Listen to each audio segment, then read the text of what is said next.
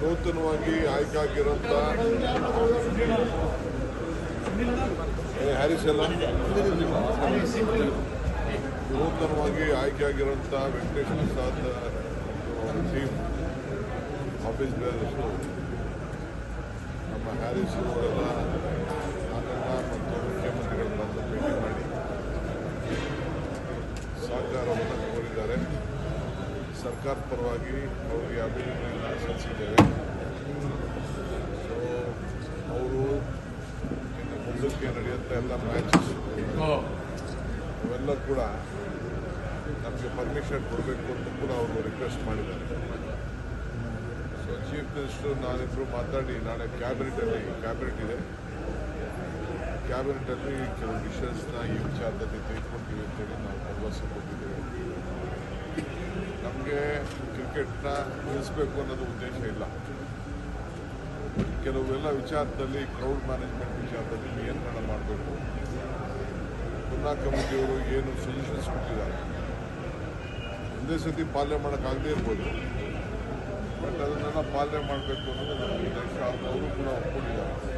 Follow ಪುನಃ committee report ಏನೇನಿದೆ deficiency. So ಅದಕ್ಕೆ ಅವರಿಗೆ ನಾವು ಅಭಿನಂದಿಸ್ತೇವೆ. ನಮ್ಮ ರಾಜ್ಯದ ಗೌರವ ಸ್ವಾಭಿಮಾನ ಏನಿದೆ ಅದಕ್ಕೆ ಒಂದೇ ರೀತಿಯಲ್ಲಿ ಎಲ್ಲ ನಮ್ಮ ಕ್ರಿಕೆಟ್ ಅಭಿಮಾನಿಗಳಿಗೆ ನಾವು ಕೂಡ ಸ್ಪಂದಿಸಲಿಕ್ಕೆ ನಮ್ಮ ಸರ್ಕಾರ ಬದ್ಧವಾಗಿದೆ. So I wish all the new team great successful innings. Right to Netherlands Indian team under the leadership of Venkatesh Prasad and Srinath, all of them have won their match. For us, state is very much important. All the cricketers, the fans are more important. But we have advised them that tomorrow we'll have a cabinet meeting. They have requested for the permissions for the. We don't want any matches to go out of Bangalore. Maybe IPL or any matches. We don't want to go out of Bangalore. So we have extended. We said that tomorrow we will discuss in the cabinet and we will let them know.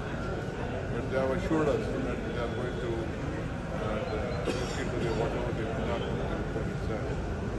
So anyway, on behalf of the government of Karnataka, we wish them all the best. So let them work together for the betterment of cricket. And we have sent them a few more stadiums on the way. Karnataka government is planned and committed. Further we will discuss on that. Thank you. ಧರ್ಮಸ್ಥಳದ ವಿಚಾರದಲ್ಲಿ ನಾವು ಇಲ್ಲಿ ಶೆಟ್ಟಿಯರ್ನಿಂದ ಮಾತಾಡಿದ್ದೀವಿ.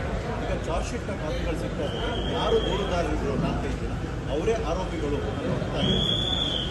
ಈಗ ನನಗೆ ಗೊತ್ತಿರೋ ಮಾಹಿತಿ ಗೊತ್ತಿತ್ತು, ಧರ್ಮಸ್ಥಳದ ಇತಿಹಾಸ ಗೊತ್ತಿತ್ತು, ಅವರು ಯಾರು ಮಾಡಲಿಕ್ಕೆ ಆಗುತ್ತಿಲ್ಲ ಅಂತ ಗೊತ್ತಿತ್ತು. ಆ ವಿಚಾರದಿಂದ ಧೈರ್ಯದಿಂದ ನಾನು ವಿಚಾರವನ್ನು ಹೇಳ್ತೇನೆ. ಈಗ ಕಾಪಿ ನಿಮಗೆ ಗೊತ್ತಾಗಿದೆ, ನಾನಿನ್ನ ಓದಿಲ್ಲ, ಅದು ಗೊತ್ತಿಲ್ಲ.